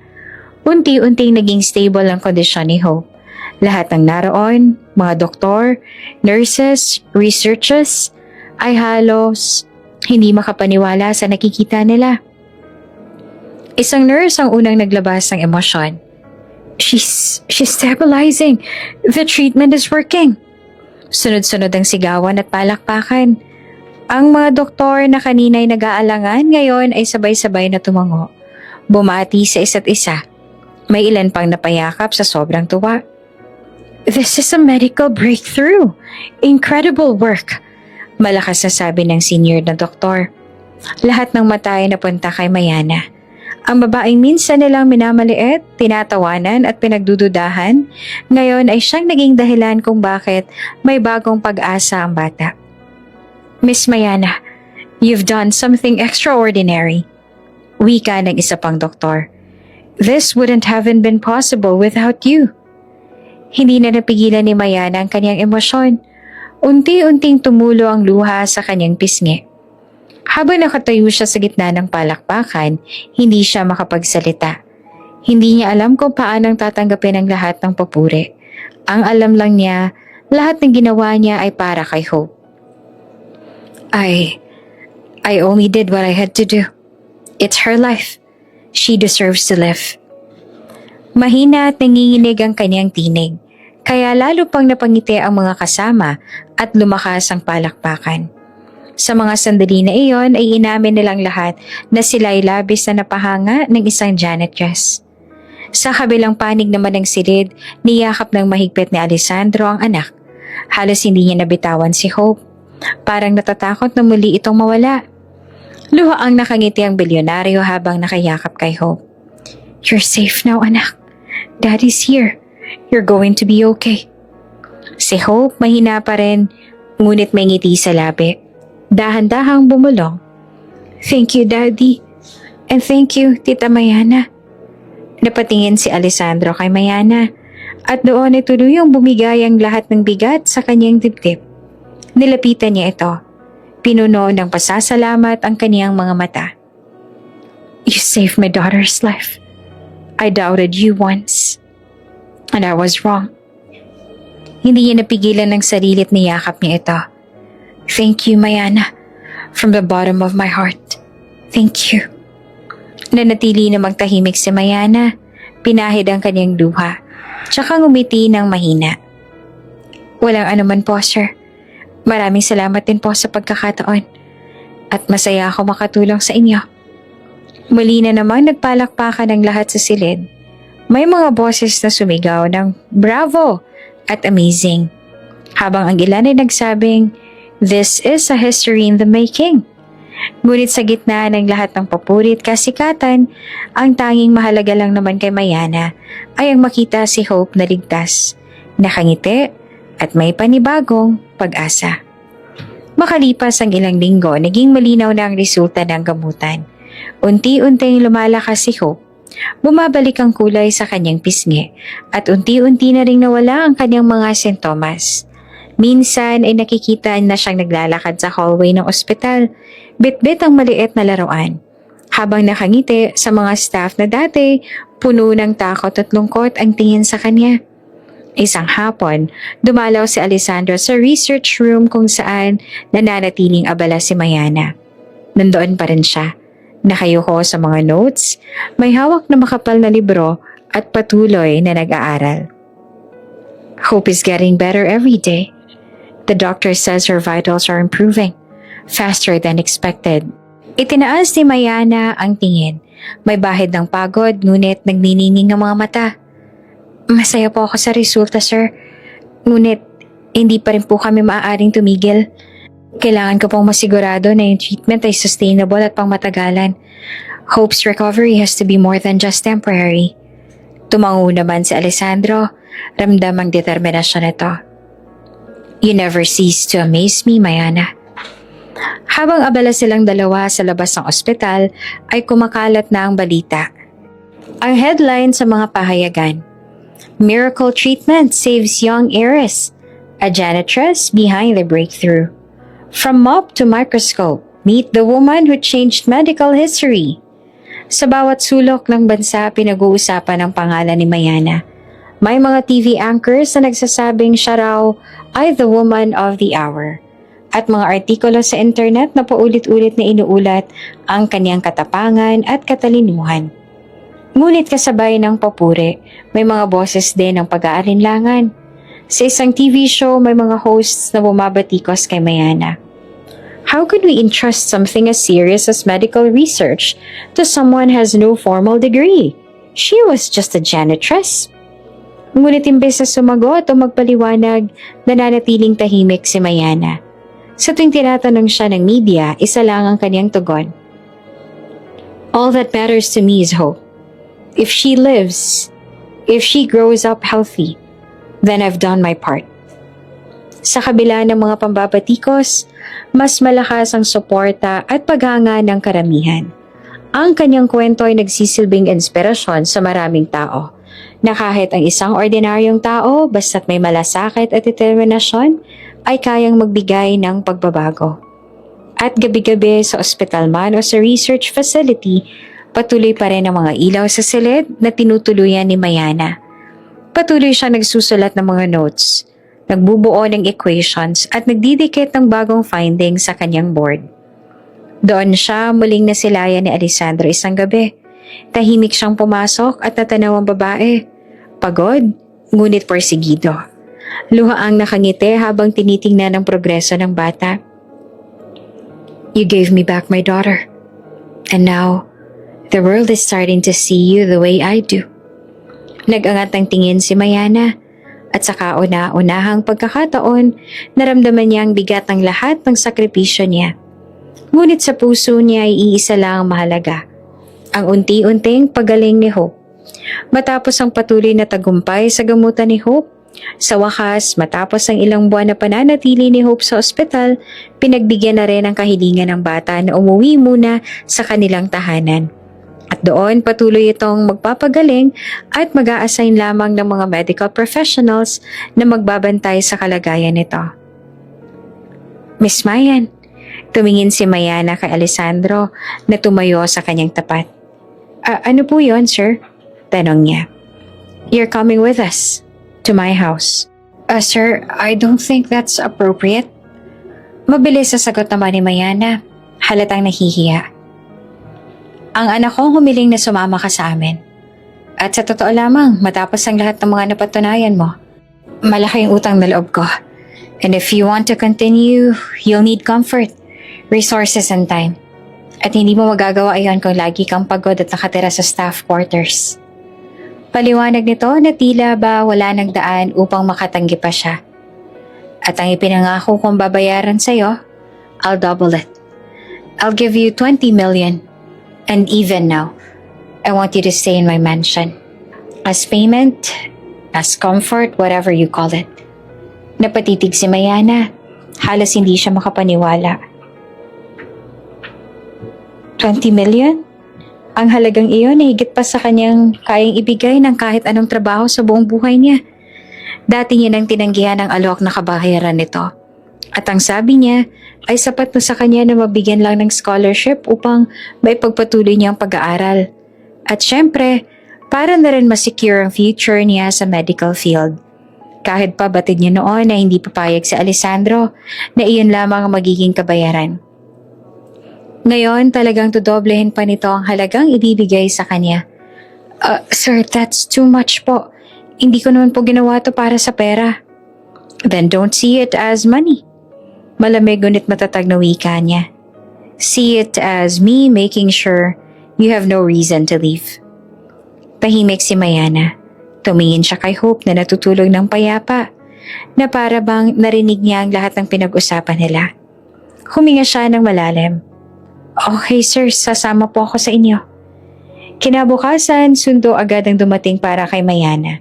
Hindi ito ordinaryong kotse, kundi isang itim na limousine. Halos manginig ang kanyang tuhod habang pinagmamastahan ang loob nito.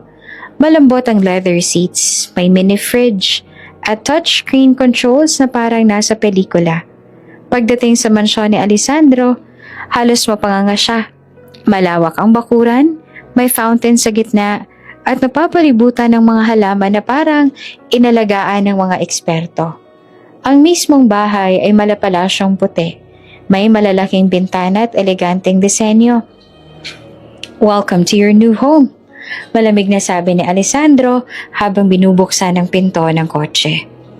Agad naman siyang sinalubong ng mga kasambahay, naka-uniform, formal, at lahat ay nagulat nang makitang isang simpleng babae ang kasama ng kanilang amo. This is Miss Mayana, wika ni Alessandro. She'll be staying here starting today. Treat her with respect, please. Nagkatinginan ng mga staff.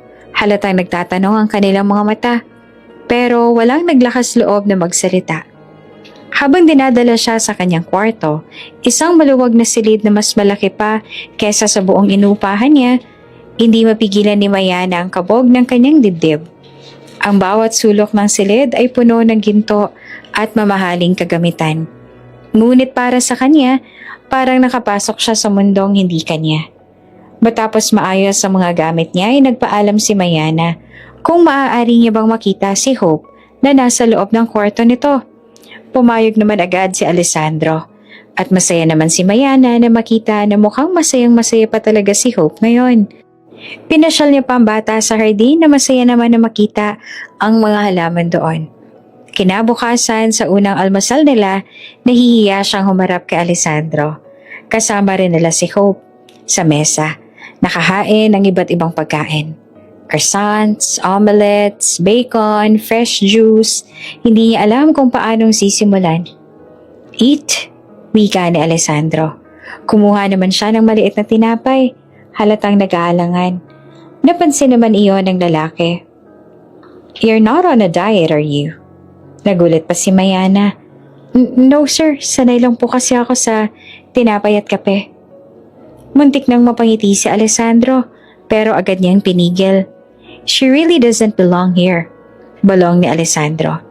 Pero sa hindi maipaliwanag na dahilan, hindi iyon pangungutya, kundi paghanga. Ibang-iba kasi talaga ang dalaga sa mga nakilala ni Alessandro. Habang tumatagal ang pananatili ni Mayana, nagsimula silang madalas magkabanggaan ni Alessandro. Isang gabi, nadatan niyang gising pa si Alessandra sa study, abalang-abala sa laptop. Dahil sa nag-aalala rin siya para sa kalagayan nito. Naisip niyang dala na lamang ito ng gatas na bagay na bigla naman ng bilyonaryo pero nagpasalamat naman sa kanya. Bakit gising ka pa? Maya-maya ay nagtanong si Alessandro. Katatapos ko lang kasi mag-aral.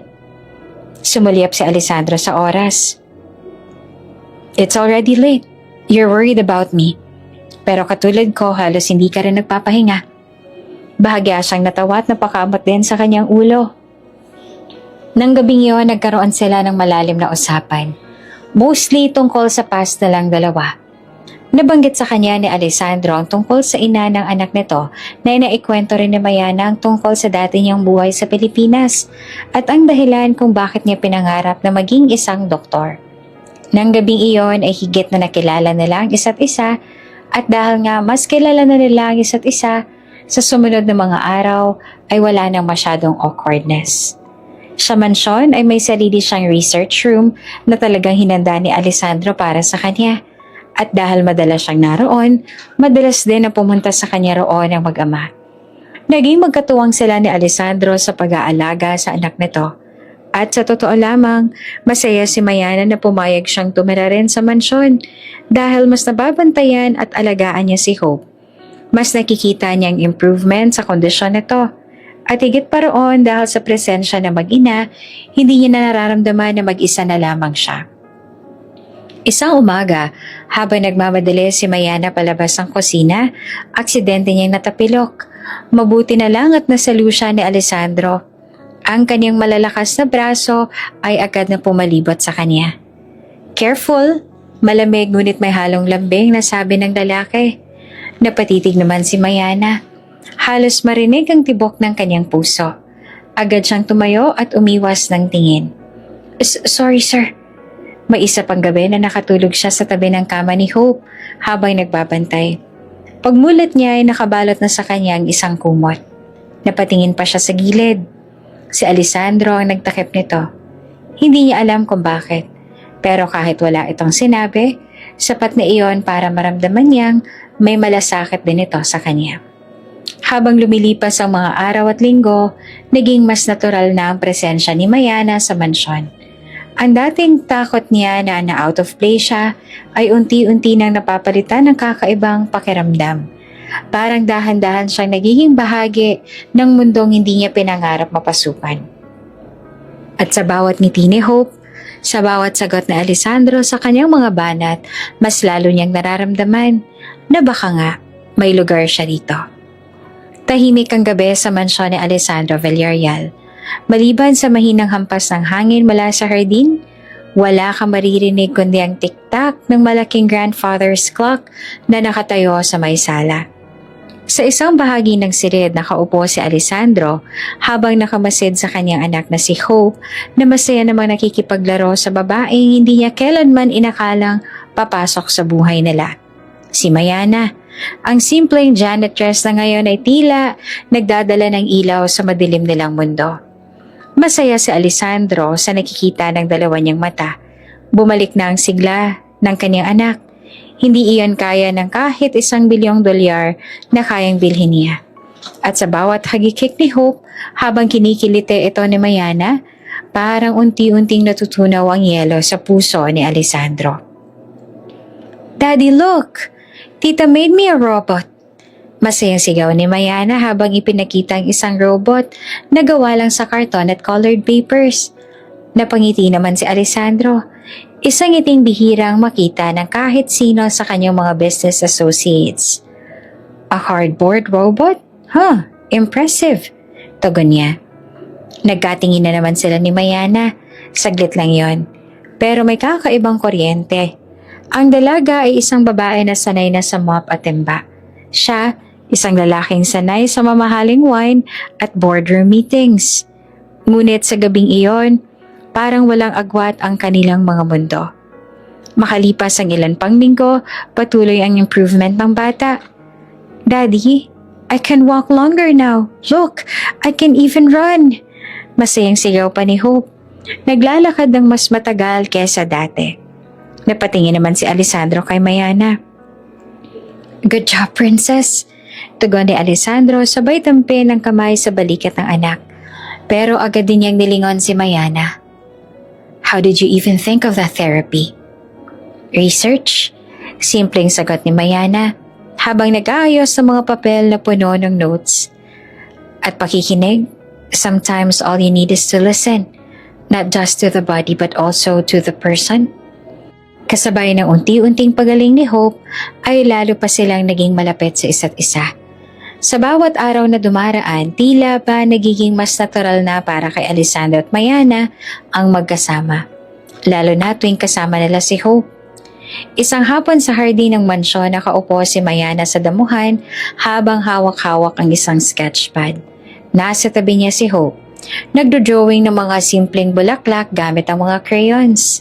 Si Alessandro naman ay nakatayo malapit.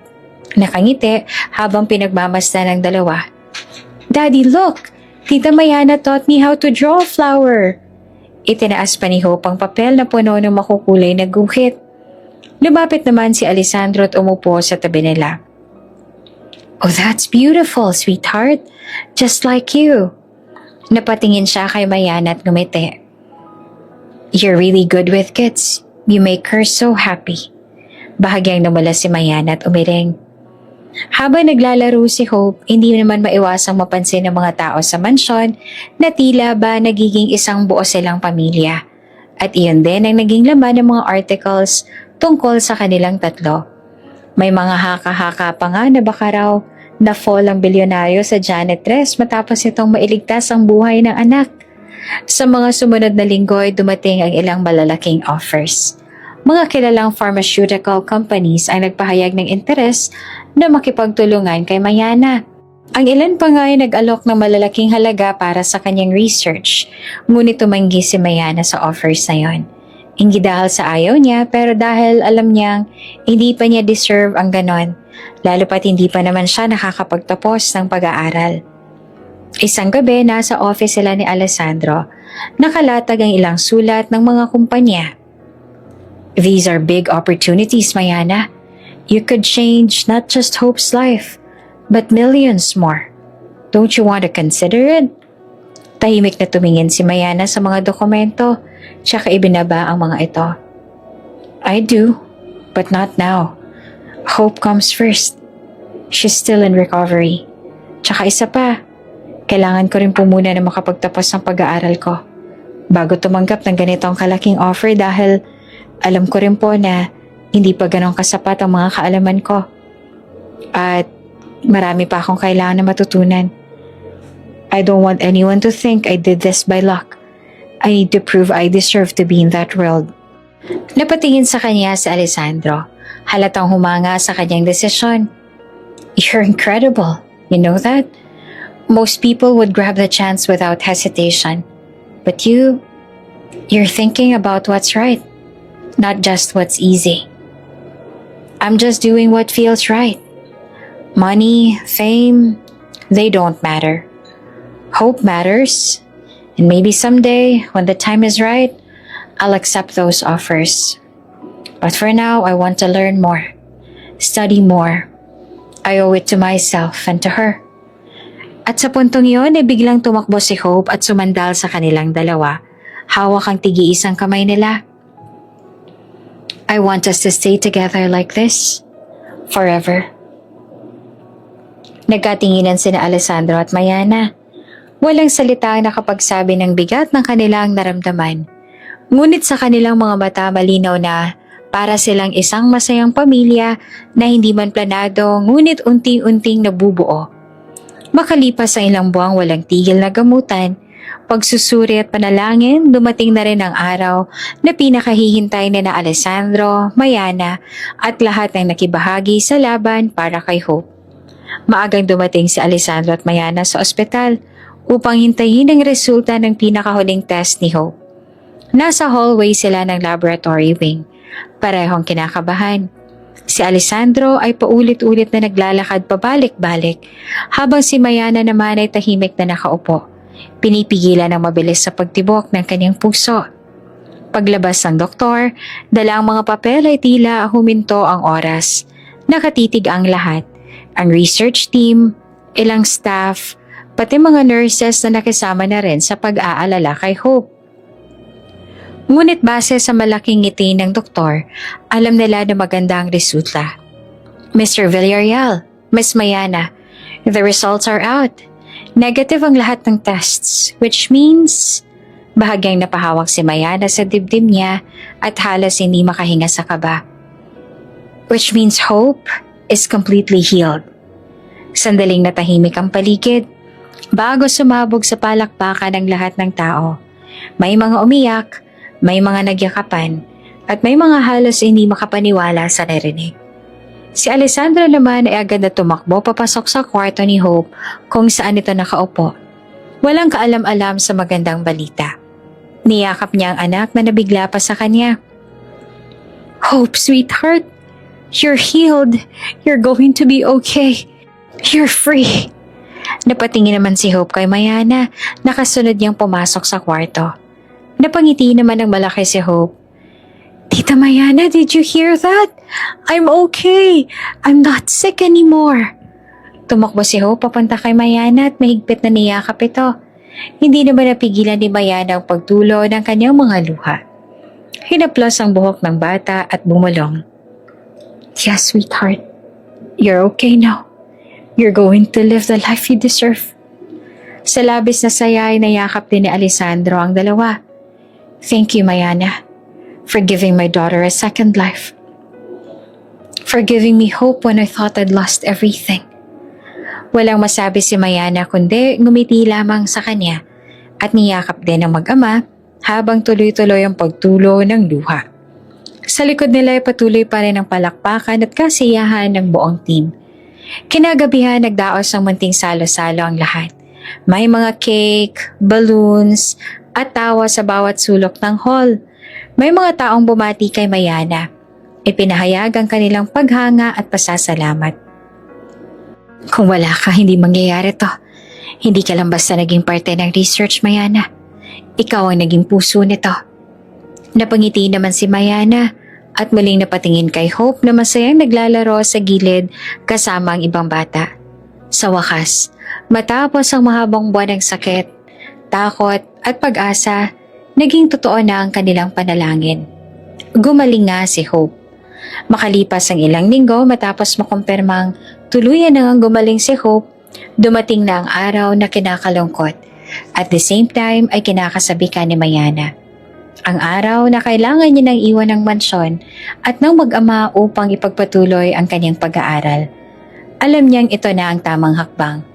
Lalo na't nabigyan na siya ng scholarship grant at isang malaking pondo na aabot na sa 40 million pesos mula na mismo kay Alessandro bilang pasasalamat at suporta para sa kanyang kinabukasan. Nang umagang iyon, ang buong mansyon ay tila may kakaibang lungkot. Ang mga kasambahay, tahimik na nakatingin habang inaayos ni Mayana ang kanyang iilang maleta. Sa bawat paglalagay ng damit, nararamdaman niya ang bigat ng kanyang dibdib. Hindi dahil ayaw niyang umalis, kundi dahil natutunan niyang mahalin ang presensya ni Hope at ni Alessandro sa kanyang araw-araw. Sa sala nakaupo si Hope, pilit na pinipigilan ng luha habang pinagmamasdan si Mayana. Hanggang sa mahinang nagsalita si Hope. Tita Mayana, do you really have to go? Can't you just stay here with us forever? Napaupo naman si Mayana sa tabi ng bata at mahigpit itong niyakap. Hinaplos niya ang buhok ni Hope habang pinipigilan din ang sariling luha. Sweetheart, I need to go because I still have dreams to finish. Kailangan ko pang mag-aral. Kailangan ko makapagtapos. Ngunit hindi ibig sabihin na nakakalimutan na kita at hindi na tayo magkikita. Magkikita pa rin tayo, of course. At pagbalik ko, I can be the kind of doctor who can help more children like you. Humigpit pa ang yakap ni Hope. Halos hindi nito kayang pakawalan si Mayana. Promise me you'll come back, please, tita. Promise me we'll see each other again. Napaluhan na rin si Mayana tumango. I promise, Hope. Someday, when we meet again, I'm already a doctor. And I'll be so proud to tell you that you were the reason I became one. Sa likod nila ay nakatayo si Alessandro. Tahimik na pinagmamasdan ang eksena. Halatang pilit din itong pinipigilan ang sariling emosyon. Ngunit baka sa mga mata ang bigat ng paghihiwalay. Lumapit ito dalang isang sobre. Mayana, this is your scholarship grant. Full coverage sa lahat ng pangangailangan mo sa pag-aaral. Plus a financial support worth 40 million. I added 10 million pero huwag ka mag-alala. Hindi to bayad. This is my way of investing in your future. The same way you invested in my daughter's life. Nagulat pa nga si Mayana. Napaatras ang kaunti. Ang laki naman nito, Alessandro. I can't possibly accept this. Ngunit marahan siyang nilapitan ni Alessandro at inilagay ang sobre sa kanyang mga kamay. Yes, you can. Because you deserve it, Mayana. You gave me back my daughter. And you gave us both hope. Hindi ko kailanman mababayaran niyon. But at least, I can make sure na walang hahadlang sa mga pangarap mo. Napaluhaan na lamang si Mayana at dahan-dahan tumango. Niyakap niya rin muli ang mag-ama at paulit-ulit siyang nagpasalamat sa kanila. Dumating ang sandali ng kanyang pag-alis. Habang papalapit ang sasakyan na susundo sa kanya, mahigpit siyang niyakap ni Hope. "Tita Mayana, don't forget your promise. I'll wait for you." Sigaw ni Hope habang pinapanood siya nitong umalis. "I won't forget, sweetheart. Take care of yourself and your dad, okay? You two will always be in my heart." At bago tuluyang sumakay sa sasakyan, lumingon pa si Mayana kay Alessandro. "Go chase your dreams, Mayana. We'll be here, rooting and waiting for you." Sambit ni Alessandro. Ngumiti si Mayana at tumango bago tuluyang sumakay. Habang papalayo ang sasakyan, naiwan si Alessandro at si Hope sa tarangkahan ng mansyon. Magkahawak ang kamay, parehong nakatingin sa papalayong sasakyan. At doon ay nagsimula ang bagong yugto. Si Mayana bilang isang estudyanteng haharap muli sa hamon ng buhay at si Alessandro kasama si Hope na parehong umaasang balang araw muling magtatagpo ang kanilang landas. Lumipas ang maraming taon. Ang dating estudyanteng si Mayana ay isa ng kilala at respetadong doktor. Hindi lamang sa Pilipinas kundi sa iba't ibang panig ng mundo. Sa edad na bata pa lamang para ganoong ranggo, nagawa niyang tumanggap ng maraming imbitasyon para sa mga international medical conferences, nakapaglathala ng breakthrough research papers, at higit sa lahat, nakatanggap ng isang prestigyosong parangal bilang Global Innovator in Pediatric Medicine. Isang gabi ng malaking seremonya sa isang ingranding bulwagan, puno ng mga doktor, siyentipiko at iba pang kilalang personalidad, nakagaon si Mayana. Maayos ang ayos ng buhok at mayroong eleganteng presensya na hindi pa rin nawawala sa simpleng anyo ng dati. Nang tawagin ang kanyang pangalan, umalingaw-ngaw ang palakpakan. And tonight's most prestigious award goes to Dr. Mayana Alcantara for her groundbreaking contributions in pediatric treatment and research. Dahan-dahang umakyat si Mayana sa entablado. Sa bawat hakbang, bumalik sa kanyang alaala ang mga pinagdaanan. Ang mga gabing halos hindi siya natutulog. Ang unang pagkakataon na nasubok nila ang gamot. Ang kaba, ang takot, at higit sa lahat, ang isang batang nagbigay sa kanya ng dahilan para ipagpatuloy ang lahat. Kinuha niya ang trophy. Saka lumapit sa mikropono. "Maraming salamat. This award is not just for me, but for every child who gave me a reason to keep fighting. Years ago, I was just a young woman with a dream to save one life. At sa aking paglalakbay, hindi ko makakalimutan ng isang mag-ama na nagbigay sa akin ng inspirasyon. They showed me the true meaning of hope. And because of them, I am standing here today." Umalingaw muli ang palakpakan, ngunit naramdaman ni Mayana na may kulang. Bumaba siya ng entablado, dalangiti at luha. At doon ay biglang may narinig siyang pamilyar na tinig. Isang boses ng bata, pero ngayon ay mas malakas na at mas buo. "Tita Mayana!" Napatigil si Mayana. Nilingon niya agad at nang makita kung sinong tumatakbo palapit, bumilis ang tibok ng puso niya.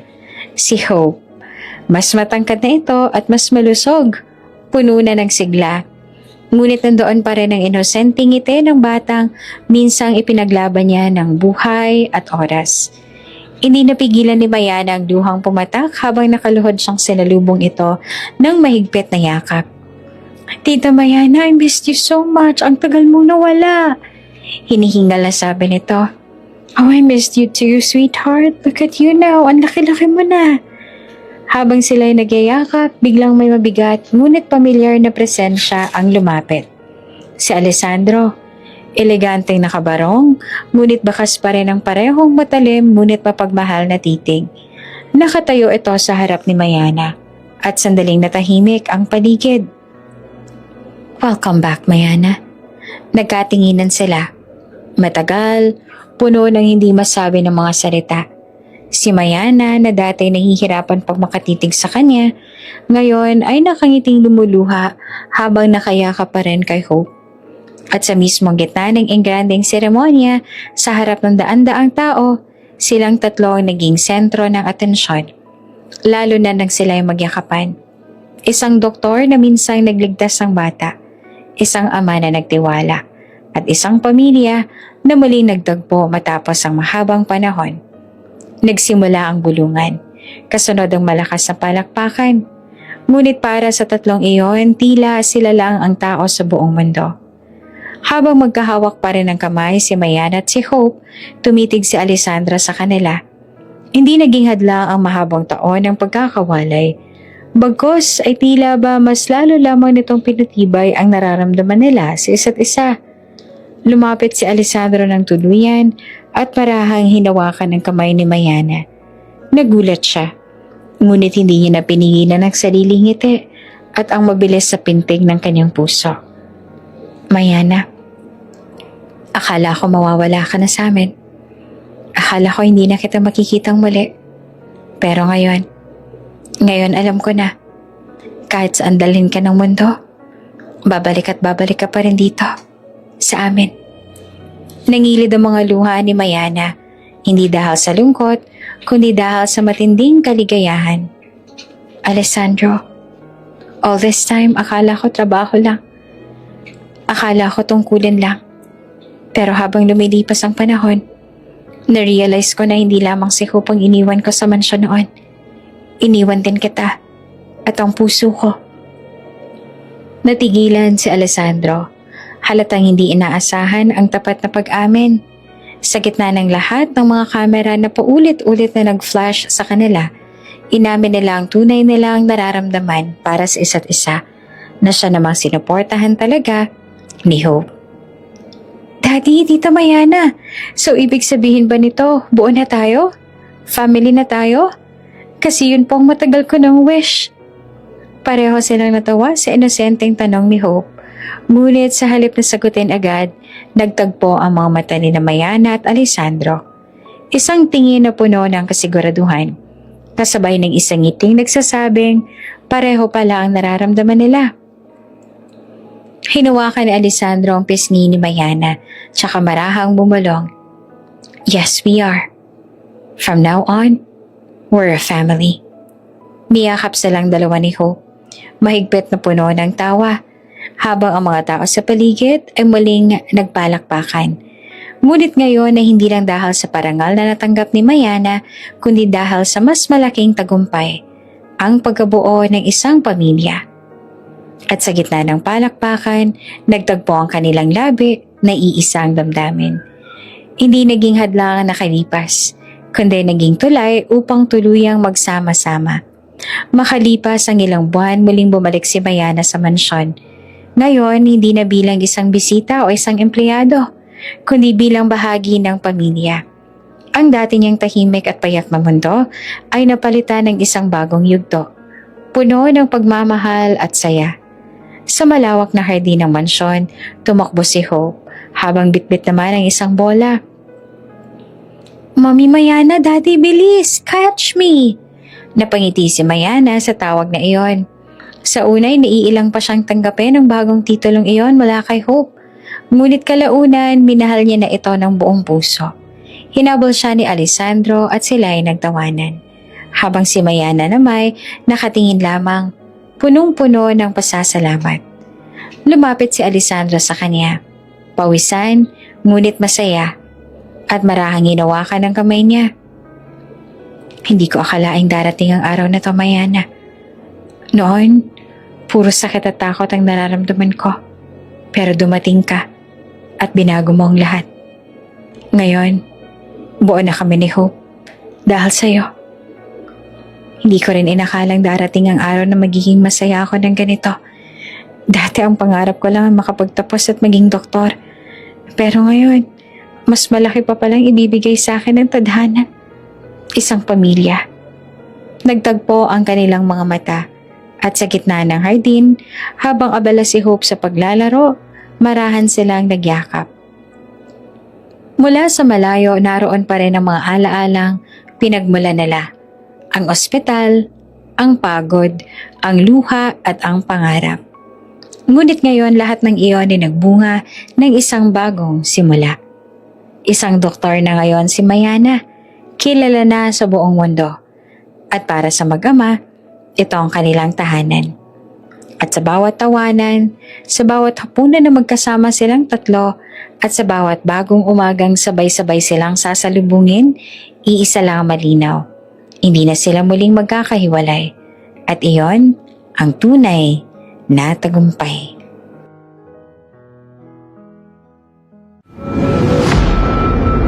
Kung bago ka pa lang sa channel na ito, Ate Jane TV, huwag kalimutang pindutin ang notification bell and subscribe button. Sana po hindi naman malaking abala sa inyo ang pagpindot ng subscribe button dahil ang kapalit po nito ay ang pagsuporta para makapag-produce ng mga libreng stories sa mga channels ni Ate Jane. Maraming salamat!